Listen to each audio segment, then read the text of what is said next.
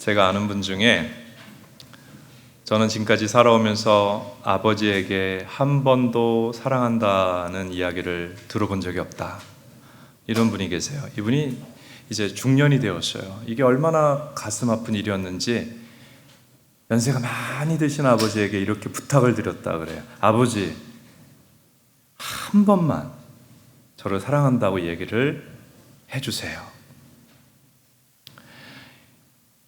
이게 무슨 얘기인가 하면은 아버지와의 관계는 모든 관계의 근원입니다. 그리고 자존감을 아버지와의 관계에서 형성하게 되고요. 그리고 모든 축복의 문이 아버지와의 관계에서 결정이 되는 것입니다. 하지만 우리 주변에 보면 아버지에게 사랑을 받지 못해서 그 굶주린 마음이라 그러지요. 굶주린 마음을 가지고 살아가는 사람들이 적지 않게 있습니다. 아버지에게 사랑을 받는 대신에 늘 잔소리와 꾸중을 들어서 마음이 깨어진 마음을 가지고 살아가는 사람들도 적지 않게 있습니다. 정신과 의사들이 환자들을 만나보면 공통점이 하나 있는데, 어린 시절에 아버지에게서 사랑받지 못하고 자랐다는 이야기를 공통적인 경험으로 이야기를 한다고 합니다.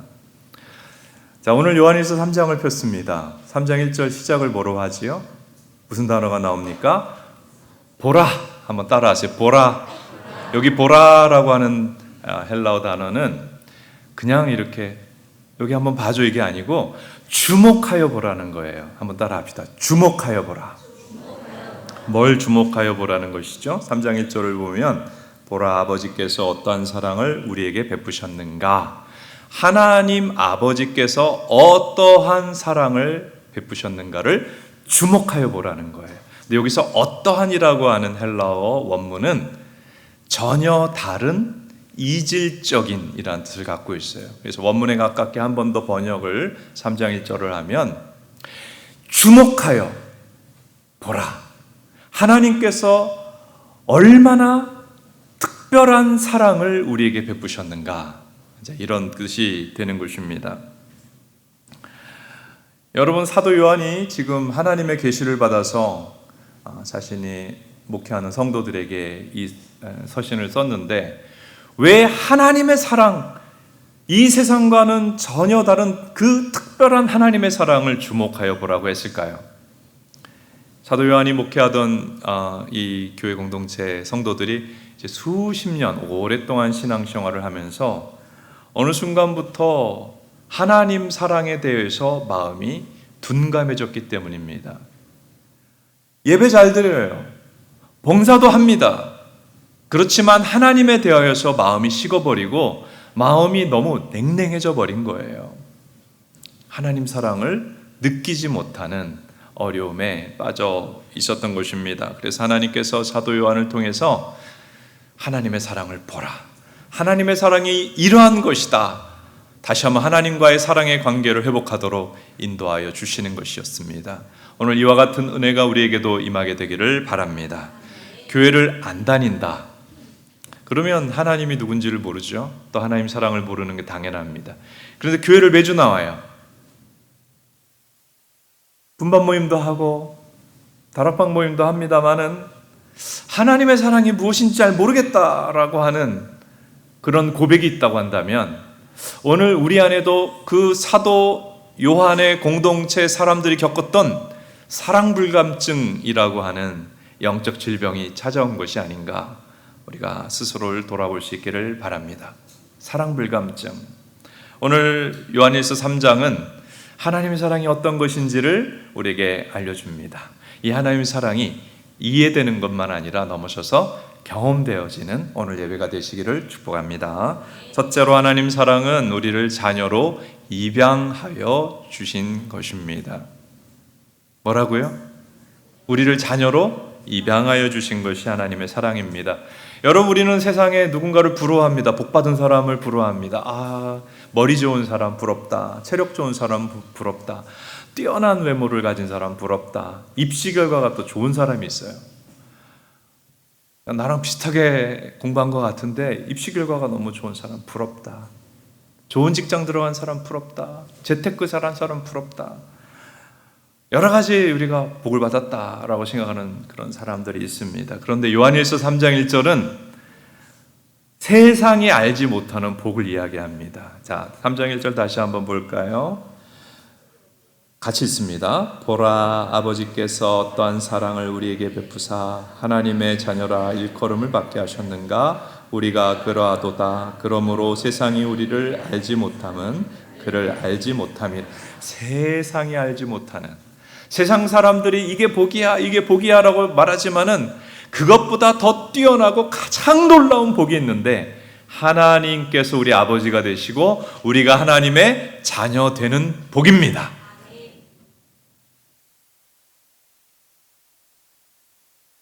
우리가 하나님 자녀 되는 것을 성경은 하나님이 우리를 입양하여 주시는 것이라고 표현합니다. 여러분, 하나님의 아들은 예수님이잖아요. 우리는 하나님의 자녀가 아니에요. 그런데 우리 죄인된 우리를 하나님의 자녀로 입양하여 주시는 복을 믿는 자들은 받은 줄로 믿습니다. 그 입양이 복이냐? 자, 성경을 가지고 좀 설명을 드립니다. 성경 시대는 로마 제국 시대잖아요. 이 로마 제국 시대의 입양은 오늘날의 입양과는 좀 다릅니다. 부모가 없는 아이를 걷어들여서 돌보는 그런 입양이 아니고 법적으로 후계자를 세우는 것이 성경이 기록될 당시의 입양이었어요. 그래서 이전에 어떤 삶을 살았던지 간에 심지어 노예였더라도 입양되는 순간 그의 신분이 달라지고 모든 빚도 사라집니다. 그리고 아버지에게 있는 신분, 권한, 재산을 다 물려받게 됩니다. 엄청난 것이었어요. 그래서 세상의 제일 큰 복은 입양되는 복이다. 이게 이제 성경, 신약 성경이 기록될 당시의 문화적 상황이었습니다. 유명한 입양의 사건이 있습니다. 여러분, 줄리어스 시저라고 들어보셨어요? 줄리어스 시저. 요즘 세계사 공부하시는가 모르겠습니다만은 로마의 유명한 이제 그 통치자 아닙니까? 아들이 없었어요. 후계자가 없으니까 입양을 했습니다. 누구를 입양했느냐 하면 옥타비아누스라고 하는 사람을 입양을 합니다. 옥타비아누스가 시저의 아들로 입양하면서 시저의 신분, 지위, 권한 모든 것을 물려받았어요. 그리고 로마의 제1대 황제가 됩니다. 이거 누구냐면 아우구스투스입니다. 한번 사진을 보여주세요. 아우구스투스. 누가복음 2장 1절에 온 세상에 명하여 다 호적을 하라, 인구 센서스를 했던 세계사의 유명한 인물. 이 사람은 입양되어서 그 복으로 황제가 된 사람입니다. 여러분, 우리가 하나님의 자녀 됐다는 것은 자격 없는 우리들을 하나님의 자녀로 입양하여 주셨다는 뜻입니다. 근데 이 하나님의 자녀로 입양될 때에 그 순간 여러분, 우리는 신분이 달라집니다. 여러분이 어떤 형편이 있든지 간에 우리는 하나님 믿고 하나님의 자녀로 입양되는 순간 왕의 자녀로 바뀌는 거예요. 여러분, 믿는 자는 왕의 자녀입니다. 신분만 바뀌어요. 하나님에게 있는 것들을 우리가 받게 됩니다. 그래서 자녀는 상속자라 그랬어요. 로마서 8장 16절입니다. 같이 읽습니다. 성령이 친히 우리 영과 더불어 우리가 하나님의 자녀인 것을 증언하시나니 자녀이면 또한 상속자, 곧 하나님의 상속자요. 여러분, 옆에 있는 사람들에게 인사하십시오. 이야기하십시오. 당신은 하나님의 상속자입니다. 여러분, 별로 이렇게 감동이 없으세요? 여러분, 상속자가 뭔지 모르세요? 우리가 만약에 재벌의 상속자다, 여러분이 만약 재벌 2세다 3세다 그러면 갑자기 여러분의 신분이 재벌 2세로 바뀌면 여러분이 그 정도 하겠어요? 여러분, 재벌의 상속자보다 하나님의 상속자 더 엄청난 복인 줄로 믿습니다.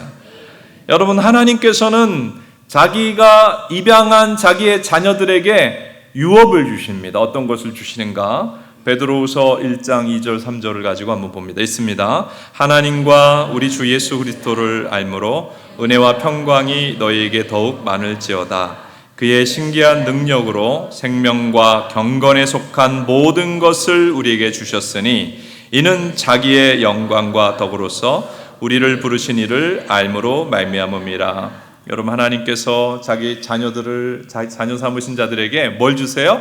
생명과 경건에 속한 모든 복을 주시는 줄로 믿으시기를 바랍니다.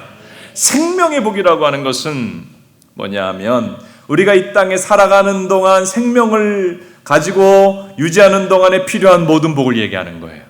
이 생 살아가는 데 필요한 모든 복. 여러분, 하나님께서 우리에게 건강 주십니다. 건강의 복을 주십니다. 아멘. 지혜도 주십니다. 아멘. 여러분, 지혜가 모자란 자는 야고보서 2장에도 말씀했어요. 하나님께 구하면 뭘 주신다? 지혜를 주신다. 하나님 만남의 복을 주십니다. 좋은 친구를 주십니다. 좋은 선생님 만나게 해주시고, 좋은 목회자 만나게 해주시고, 좋은 배필도 하나님이 만나게 해주십니다. 그리고 하나님께서는 공부할 기회를 주십니다. 내가 다닐 학교를 인도하십니다. 교육의 기회를 주시고, 직장의 복을 주시고, 가정의 복을 주시는, 내가 이 땅에 생명을 가지고 생명활동에 필요한 모든 복을 하나님이 나려주시는 줄로 믿습니다. 그리고 또한 어떤 복을 주세요? 경건. 신앙생활 할 때 필요한 모든 영적인 복을 하나님이 자신의 유업을 그렇게 입양한 우리들에게 나리워 주시는 것이죠. 그래서 우리를 교회로 인도하십니다. 여러분, 교회 나오게 되는 것이 하나님의 주시는 복입니다. 아멘. 교회 나와서 성경 말씀을 듣게 하십니다. 성경 말씀이 믿어지게 하십니다. 성경 말씀이 이해되게 하십니다. 성경 말씀에 아멘하게 하십니다. 말씀이 이루어지게 하세요. 말씀이 진리구나. 그리고 기도에 응답해 주세요. 시험 당할 때 이길 힘을 주세요. 넘어졌을 때 다시 일어나게 하세요. 죄사함의 복을 주시고 구원의 복을 주십니다. 이 땅의 복과 하늘의 모든 신령한 복을 하나님이 자신을 믿는 자녀된 아들, 딸 된 우리들에게 상속해 주시는 것을 믿으시기를 바랍니다. 믿는 자가 받습니다. 믿으시기를 바랍니다. 여러분, 우리가 누굽니까? 한번 따라해요. 나는 하나님의 사랑받는 자녀다. 여러분, 여기 학생들도 있습니다. 어느 학교 다니는 학생이 아니에요. 학생인 거는 시간 지나면 바뀌어요. 여러분, 직장생활 하시는 분들, 내가 어느 회사 다닌다, 계속 다니지 않아요. 영원히 다니지 않아요. 우리의 진정한 신분은 어느 학생이다, 어느 직장이다가 아니고 하나님의 자녀, 사랑받는 자녀, 이것이 우리의 진정한 정체성인 줄로 믿습니다. 여러분, 하나님의 자녀라는 건 놀라운 거예요. 하나님의 상속자, 죄사함과 구원과 이 땅에 살아가는 동안 필요한 모든 것들을 하나님께로부터 받는 하나님의 자녀된 이 축복, 이 사랑을 기뻐하고 감사하는 저와 여러분 될 수 있기를 바랍니다.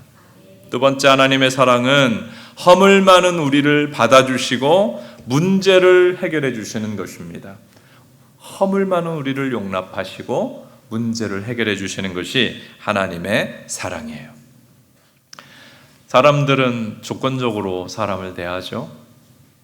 우리가 사람들이 인정할 만한 것이 없으면 사람들은 우리를 쳐다보지도 않습니다. 대단한 사람만 봅니다. 그런데 하나님의 사랑은 이런 세상 사람들의 사랑과 완전히 달라요. 로마서 5장 8절을 같이 보겠습니다. 같이 읽습니다. 우리가 아직 죄인 되었을 때에 그리스도께서 우리를 위하여 죽으심으로 자기의 사랑을 확증하셨느니라. 여러분, 하나님은 우리가 어떤 상태일 때 사랑하셨어요? 죄인일 때 사랑하셨어요. 우리가 하나님 안 믿을 때, 성경도 안 믿는데, 죄 짓고 살아가는데, 하나님 말씀대로 반대로 살고 있는데, 그런 우리들을 그 죄와 허물을 보시고도 용납하시고 사랑하신 분이 하나님이십니다. 아멘. 그리고 우리를 교회로 인도하시고 또 성경 말씀 깨닫고 믿게 하셨지만은 우리가 예수 믿고 나서 확 달라지는 거 아니잖아요. 여전히 옛자가 강하고요. 여전히 세상에 자꾸 마음이 끌려가고요. 세상을 사랑하고 하나님 말씀을 듣기는 하지만 그대로 온전히 살지 못하는 연약한 모습이 우리에게 있지 않습니까? 그래서 우리가 믿는 자다, 기독교인이다 하지만은 기독교인답지 못한 모습이 있어요. 있을까요? 없을까요? 있어요. 누가 제일 잘 알아요? 가족들이 알아요. 내 믿음의 모습은 가족들이 잘 안단 말이에요. 그러니까 가족만 보고 아나요? 하나님은 더 잘 보고 계신걸요. 하나님은 우리가 얼마나 교회 다니기 전이나 교회 다닌 후에나 부족하고 허물이 많은 자들인지를 너무 잘 아시지만 그것을 다 품고 용납하여 사랑하시는 사랑인 줄로 믿습니다. 하나님의 사랑을 그래서 뭐라고 하냐면 자격 없는 자를 사랑하신다. 또 하나님 입장에서 보면 사랑할 수 없는, 여러분 정말 악한 사람은 사랑할 수가 없잖아요. 여러분 깡패 사랑하기 힘들죠? 범죄자 사랑하기 힘들죠? 여러분 우리가 하나님 입장에서 보면 사랑할 수 없는 대상인데 하나님이 사랑해 주신 것입니다. 이 하나님의 사랑을 우리가 죄인일 때 사랑하신 사랑이다. 우리가 죄인일 때 사랑하신 사랑이다. 이렇게 얘기를 합니다. 자, 이 하나님의 사랑을 조금 더 설명하기 위해서 한 예를 들어 알려드립니다. 어느 목사님이 하나님 주신 은혜가 너무 감사해가지고 이제 딸들이 둘 있는데 다 이제 대학 들어가고 장성했어요. 그때 우리가 하나님의 사랑을 보답하기 위해서 무엇을 할까 생각하다가 입양을 해야 되겠다는 마음을 갖게 되었습니다. 그래서 이제 입양센터 가서 상담을 하는데 아무도 입양을 하려고 하지 않는 그런 그 보육원에서도 가장 버려진 아이가 있다는 거예요. 호녀라였어요. 호녀라. 우리나라 사람들은 다 이제 단일 민족이잖아요. 근데 이제 외국인과의 사이에서 나온 고아였어요. 그 아이를 입양하기로 결정을 합니다. 딸아이였어요. 근데 막상 그 셋째 딸을 호녀라로 버려진 아기로 입양하기로 하고서 두려움이 찾아오더래요. 우리가 이제 애들 다 컸는데 지금 아기거든요. 이게 부모 역할을 제대로 할 수 있을까? 그리고 이 아이는 모태에 있을 때부터 엄마가 이 아이가 태어난 것을 원하지 않았잖아요. 그러니까 모태에서부터 버려진 아이잖아요. 그러니까 상처가 적을까요? 많을까요? 너무 많죠. 그리고 고아원에서 자랐잖아요. 그러니까 상처가 너무 많은데 이 아이가 이제 나중에 사춘기가 되면 더군다나 이제 한국 학교 다니고 초중고등학교 다닐 때 피부색도 다르고 하면 이 아이가 방황을 하기 시작하고 사춘기 방황을 하기 시작하면 과연 내가 부모로서 그 상처와 아픔을 감당할 수 있을까? 마음에 너무 부담이 됐더래요. 그래서 목사님, 사모님이 이제 특별 기도를 시작했어요. 하나님 앞에 기도로 이제 나가고 있는데 어느 날 기도하면서 새벽에 하나님께 이렇게 기도했다고 합니다. 하나님, 내가 이 셋째 딸을 받아들이면서 입양하면서 이 아이의 모든 문제를 제가 받아들이겠습니다. 이 아이가 혼혈하기 때문에 학교 생활하면서 사춘기에 방황한다고 하면 내가 그때 부모로서 받을 모든 상처와 아픔도 제가 받아들이기로 결단합니다. 그리고 이 아이가 혼혈하기 때문에 한국 생활에 적응하지 못하고 결국 너무너무 방황한다면 저는 목회직을 내려놓고 이 아이의 부모의 나라로, 동남아입니다. 부모의 나라로 가서 거기서 선교사로 살겠습니다. 이런 기도를 드리게 됐어요. 그런데 그때 놀라운 일이 일어났어요. 그 새벽에 기도하는데 하나님의 음성이 선명하게 들리는 거예요. 참 잘하였다. 고 목사 참 잘하였다.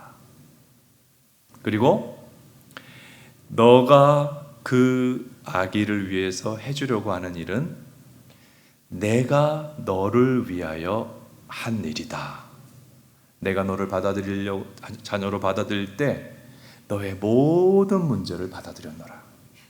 내가 너를 자녀로 받아들일 때 너를 자녀 삼고 마음 아프고 상처받을 모든 일들을 감수하기로 결단하였노라. 내가 너를 자녀로 받아들이기 위해서 너의 운명을 바꿔주기 위해서 나는 나의 하늘 보좌를 버리고 모든 것을 버리고 이 땅에 내려왔었다. 이렇게 하나님께서 말씀하시는데 지금까지 경험해보지 못한 하나님의 사랑이 물 붓듯이 목사님 마음에 부어졌다고 합니다. 자, 이게 요한일서 지금 말씀하시는 하나님의 사랑인데요. 요한일서 4장 9절 10절을 한번 읽어보겠습니다. 사랑은 여기 있으니 우리가 하나님을 사랑한 것이 아니요 하나님이 우리를 사랑하사 우리 죄를 속하기 위하여 화목 제물로 그 아들을 보내셨습니다. 여러분, 세상은 사람들이 제일 필요한 게 사랑이지만 참 사랑을 발견하지 못해요. 여러분, 참 사랑은 하나님의 사랑입니다. 아멘? 근데 그 하나님의 사랑이 어떤 사랑인가? 우리가 얼마나 연약하고 허물 많고 문제가 알고 보면 있는 사람인지 우리가 알잖아요. 우리 가족이 알잖아요.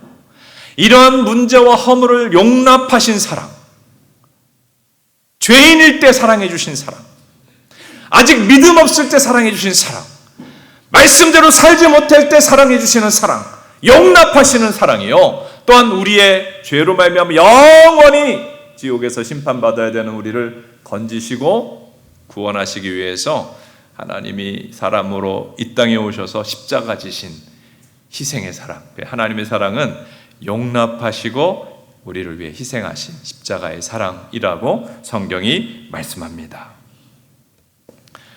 여러분, 오늘 제가 요한일서를 가지고 복음의 말씀을 나눠드립니다. 하나님 우리 사랑하시는데 우리를 허물이 있음을 알고도 용납하시고 희생하시며 사랑하신다. 십자가의 사랑이 하나님의 사랑이다. 여러분, 이것은 머리로 이해될 수 있는 것이 아닙니다.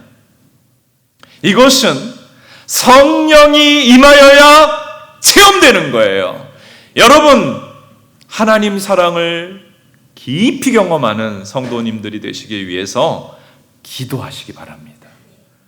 여러분, 교회 다니는데 하나님 사랑을 모르겠어요? 그러면 그것은 안고 없는 찐빵이에요. 여러분, 찐빵, 호빵에 안고가 없고 밀가루만 있다 그러면 얼마나 맛이 없어요. 신앙생활을 맛없이, 재미없이, 의미 없이 하는 건 뭐냐면 하나님 사랑을 모르면 재미도 없고 의미도 없어요. 여러분, 신앙생활 재미없고 의미 없습니까? 여러분에게 필요한 것은 기도입니다. 기도하세요. 간절히 예배하고 뜨겁게 기도하시기 바랍니다. 적당히 식기도 하지 말고, 식기도만 하지 말고 나 하나님 사랑 좀 알게 해주세요. 나 하나님 사랑 좀 경험하게 해주세요. 간절히 기도할 때 여러분, 성령이 임합니다. 여러분, 성령이 임할 때에 성령께서 하나님의 사랑을 우리가 체험하도록 하세요. 우리 옆에 있는 분들 축복합니다. 기도하여 성령으로 하나님의 사랑을 경험하십시오.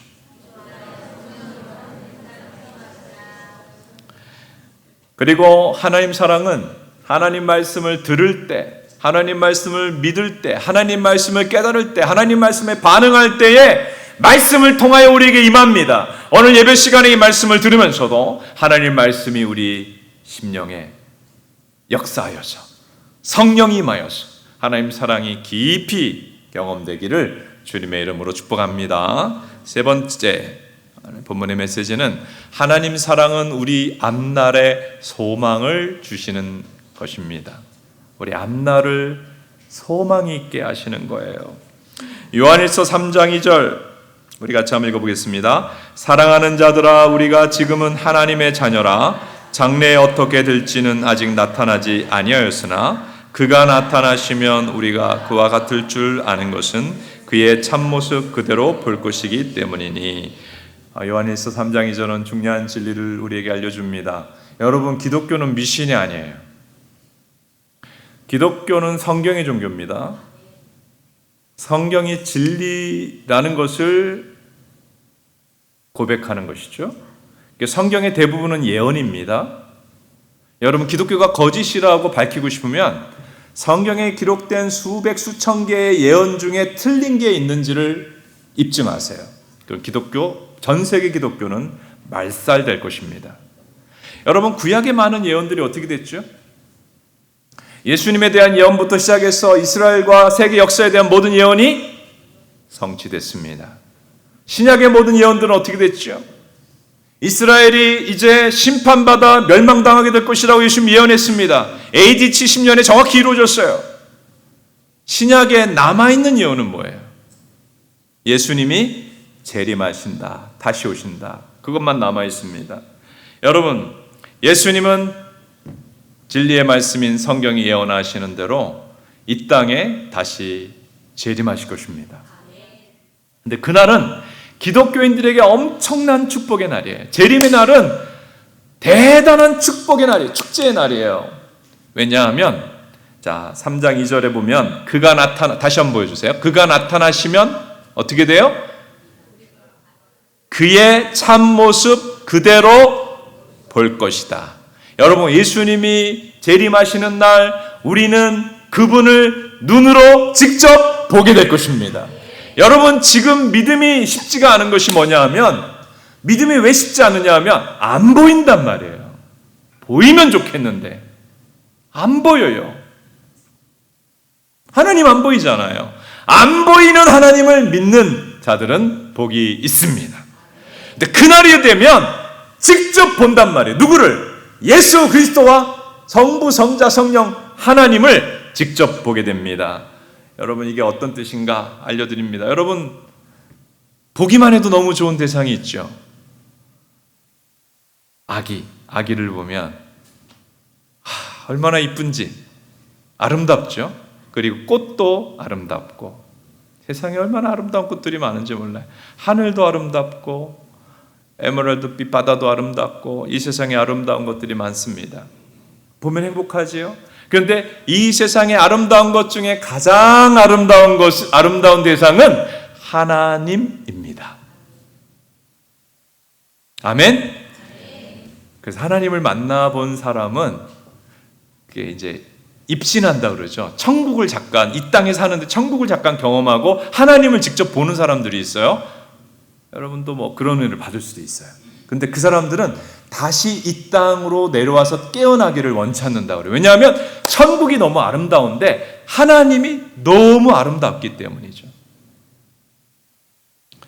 여러분, 하나님을 직접 보는 복은 우리가 누릴 수 있는 최고의 복인 줄로 믿습니다. 그래서 기독교 역사상 이 복을 지복직관, 비지오 비티피카라고 그렇게 우리 믿음의 선조들은 이야기를 했어요. 하나님을 보는 복, 하나님을 보는 복. 할렐루야.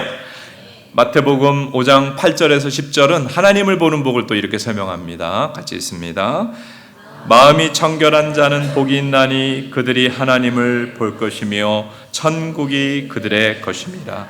여러분, 예수님 다시 오시는 날 하나님을 직접 보는 복을 다 누리시기를 축복합니다. 근데 그 복이 뭐냐 하면, 하나님을 직접 보는 복은 천국에 들어가는 복이에요.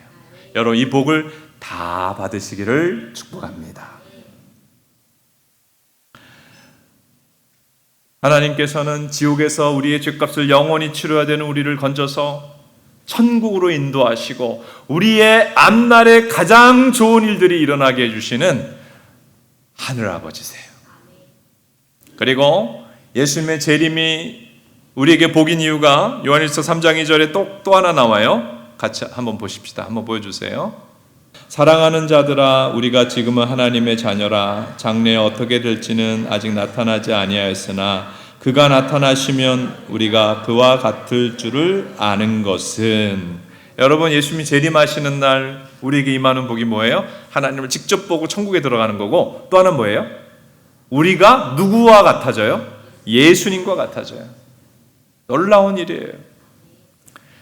구원으로 시작된 성화가 완성된다는 뜻이에요. 그러니까 예수님 다시 나타나는 날, 재림하시는 날, 우리 믿는 우리들이 늘 신앙생활하면서 고민하는 게 뭐예요? 죄와의 문제 아니겠어요? 죄와의 문제. 하나님을 잘 믿기 원하는데 죄 짓고자 하는 마음이 또 강하게 있단 말이에요. 이 갈등이 심하잖아요. 믿는 자는 갈등하잖아요. 그런데 그날에는 죄성과 옛 모습이 다 끊어지는 거예요. 죄가 사라지는 거예요. 우리 안에 모든 부끄럽고 수치스러운 것들이 사라지는 날이 예수님을 다시 만나는 날인 줄로 믿습니다. 그래서 예수님을 닮은 영광스러운 모습으로 변화되는 날이 예수님을 다시 만나는 날에 우리 안에 일어나는 변화예요.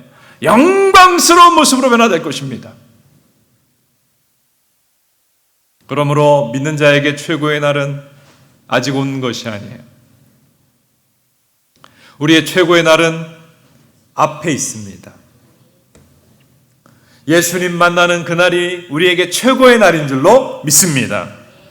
그러므로 믿는 자는 예수님의 이러한 사랑을 받고 은혜를 받은 사람은 소망을 갖고 살아가요. 소망을 갖고 살아가요. 앞날에 소망을 갖고 살아가요. 그리고 예수님 만날 날을 준비합니다. 요한일서 3장 3절 같이 읽습니다. 주를 향하여 이 소망을 가진 자마다 그의 깨끗하심과 같이 자기를 깨끗하게 하느니라. 여러분 부모님을 사랑하십니까? 대답을 한번 해보세요. 사랑하세요? 부모님들 긴장하잖아요. 부모님 사랑하세요? 부모님을 사랑하는 사람은 미워하는 사람과 달라요. 미워하는 사람은 부모 마음을 어떻게 아프게 할까를 생각해요. 그죠? 어떻게 하면 내가 부모님 마음을 아프게 할까? 근데 사랑하면 어떻게 될까요? 부모님 마음 아프게 할 일을 안 해요. 부모님이 수치당할 일을 안 해요. 그렇죠? 여러분 우리가 하나님의 사랑을 받았습니까? 하나님 사랑합니까? 그러면 하나님의 사랑을 받은 자녀의 특징은 뭐냐 하면 하나님 마음 아프게 하는 일을 안 해요. 하나님 마음 아프게 하는 일이 뭐죠? 죄 짓는 것입니다. 죄 짓는 것입니다. 예수님의 사랑을 받고 예수님 안에서 산 소망을 발견한 사람은 죄와 싸웁니다. 자신을 정결케 합니다. 거룩하게 합니다. 둘째 아들이 군대에 가 있는데요. 요즘 군대에서 통화를 가끔 할 수가 있습니다. 어떻게 지내는지 이제 최근에 통화를 했어요. 점심을 빨리 먹고 5분 만에 먹고 교회 가서 1시간씩 기도한대 매일. 그리고 저녁 10시가 취침 시간이고 6시가 이제 기상 시간인데 취침 10시부터 12시까지 2시간 동안 남들 잘 때 성경을 읽고 있다고 이야기를 하더라고요. 그렇게 하라고 하는 것도 없어요. 그냥 자기가 그렇게 하더라고요. 그러면서 이제 주변에 같이 크리스찬 동료 병사들과 복음을 전해가지고 군대 간 지 6개월 됐는데 10명을 전도해서 지금 군대 교회로 데려가고 있어요. 저는 이제 그 얘기도 좀 되게 좀 그랬지만 그 다음 이야기가 마음에 굉장히 쿵하고 와닿았는데 성경을 믿지 않는 사병들이 그게 교회를 가라 해도 안 가거든요. 근데 그 친구들이 교회를 나오는 친구들에게 이제 성경도 선물하고 그렇게 있었는데 함께 신앙생활하게 된 사람들과 함께 죄와 싸우고 있어요, 아버지. 군대에서 맨날 음담패설하고 불평불만하고 욕하고 그런 분위기 속에서 우리가 믿는 자로서 함께 죄와 싸우고 있어요. 제가 그 말에 굉장히 깊이 울림이 있었습니다. 그래, 아들, 그게 크리스찬이야.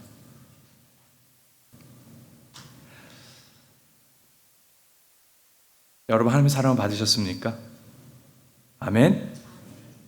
그러면 뭐 한다 그랬죠? 하나님 사랑 받은 자는 요한일서 3장 3절이 자기를 어떻게 한다?